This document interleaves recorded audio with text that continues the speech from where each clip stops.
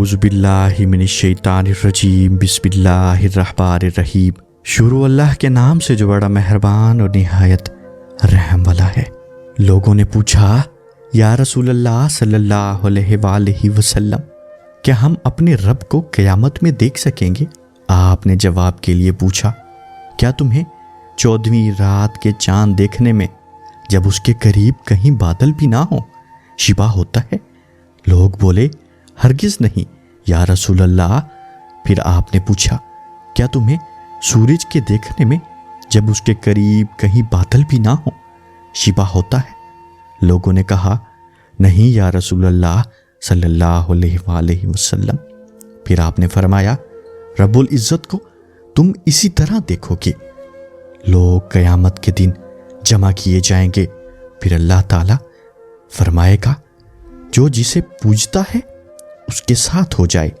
چنانچہ بہت سے لوگ سورج کے پیچھے ہو لیں گے، بہت سے چاند کے، اور بہت سے لوگ بتوں کے پیچھے ہو لیں گے۔ یہ امت باقی رہ جائے گی، اس میں منافقین بھی ہوں گے۔ پھر اللہ تعالیٰ ایک نئی صورت میں آئے گا اور ان سے کہے گا، میں تمہارا رب ہوں۔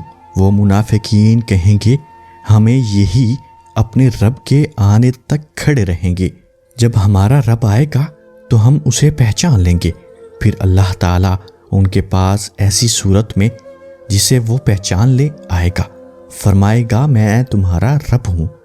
وہ بھی کہیں گے، بے شک تو ہمارا رب ہے۔ پھر اللہ تعالیٰ بلائے گا، پل صراط جہنم کے بیچوں بیچ رکھ دی جائے گی، اور نبی کریم صلی اللہ علیہ وآلہ وسلم فرماتے ہیں کہ میں اپنی امت کے ساتھ اس سے گزرنے والا سب سے پہلا رسول ہوں گا، اور اس روز سوائے انبیاء کے کوئی بھی بات نہ کر سکے گا، اور انبیاء بھی صرف یہ کہیں گے، اے اللہ مجھے محفوظ رکھو، اے اللہ مجھے محفوظ رکھو۔ اور جہنم میں سادان کے کانٹوں کی طرح آنکس ہوں گے۔ سادان کے کانٹوں کو تو تم نے دیکھا ہی ہوگا۔ صحابہ کرام نے عرض کیا، ہاں۔ آپ نے فرمایا، تو سادان کے کانٹوں کی طرح ہوں گے، البتہ ان کے طول و عرض کو سوائے اللہ کے اور کوئی نہیں جانتا۔ یہ آنکس لوگوں کو ان کے اعمال کے مطابق کھینچ لیں گے۔ بہت سے لوگ اپنے عمل کی وجہ سے ہلاک ہوں گے، بہت سے ٹکڑے ٹکڑے ہو جائیں گے، اور ان کی نجات ہوگی۔ جہنمیوں میں اللہ تعالیٰ جس پر رحم فرمانا چاہے گا، ملائکہ کو حکم دے گا، جو خاص اللہ تعالیٰ ہی کی عبادت کرتے تھے انہیں باہر نکال لو۔ چنانچہ ان کو وہ باہر نکالیں گے، اور موحدوں کو سجدے کے آثار سے پہچانیں گے۔ اللہ تعالیٰ نے جہنم پر سجدے کے آثار کا جلانا حرام کر دیا ہے۔ چنانچہ یہ جب جہنم سے نکالے جائیں گے تو اثر سجدے کی سوا ان کے جسم کے تمام ہی حصوں کو آگ جلا چکی ہوگی۔ جب جہنم سے باہر ہوں گے تو بالکل جل چکے ہوں گے، اس لیے ان پر آب حیات ڈالا جائے گا، جس سے وہ اس طرح ابھر آئیں گے جیسے سیلاب کے کوڑے کرکٹ پر سیلاب کے تھمنے کے بعد سبزہ ابھر آتا ہے۔ پھر اللہ تعالیٰ نے بندوں کے حساب سے فارغ ہو جائے گا، لیکن ایک شخص جنت اور دوزخ کے درمیان ابھی بھی باقی رہ جائے گا۔ یہ جنت میں داخل ہونے والا آخری دوزخی ہوگا، اس کا منہ دوزخ کی طرف ہوگا، اس لیے کہے گا، اے میرے رب، میرے منہ کو دوزخ کی طرف سے پھیر دے، کیونکہ اس کی بدبو مجھ کو مار ڈالے گی اور اس کی چمک مجھ کو جلا دے گی۔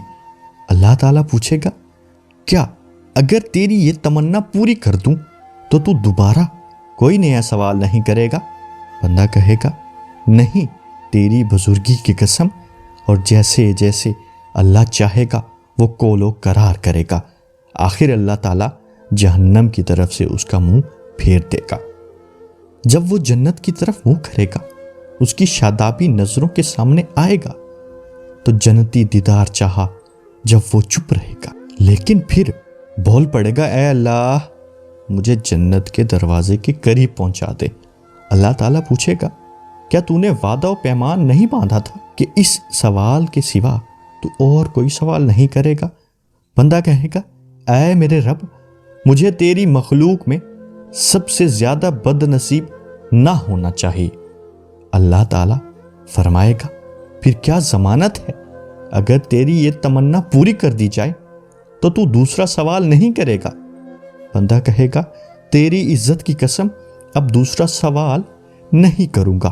چنانچہ اپنے رب سے ہر طرح عہد و پیمان باندھے گا، جنت کے دروازے تک پہنچا دیا جائے گا۔ دروازہ پر پہنچ کر جب جنت کی خوبصورتی، تازگی اور مسرتوں کو دیکھے گا تو جب تک اللہ تعالیٰ چاہے گا وہ بندہ چپ رہے گا، لیکن آخر کار بول پڑے گا، اے اللہ مجھے جنت کے اندر پہنچا دے۔ اللہ تعالیٰ فرمائے گا افسوس ہے ابن آدم، ایسا دغا باز کیوں بن گیا کہ ابھی تو نے وعدہ و پیمان نہیں باندھا، جو کچھ مجھے دیا گیا اس سے زیادہ اور کچھ نہ مانگوں گا۔ بندہ کہے گا اے رب مجھے اپنی سب سے زیادہ بد نصیب مخلوق نہ بنا۔ اللہ پاک ہنس دے گا اور جنت میں بھی داخلے کی اجازت فرما دے گا، اور پھر فرمائے گا مانگ کیا ہے تیری تمنا۔ چنانچہ وہ اپنی تمنائیں اللہ کے سامنے رکھ دے گا۔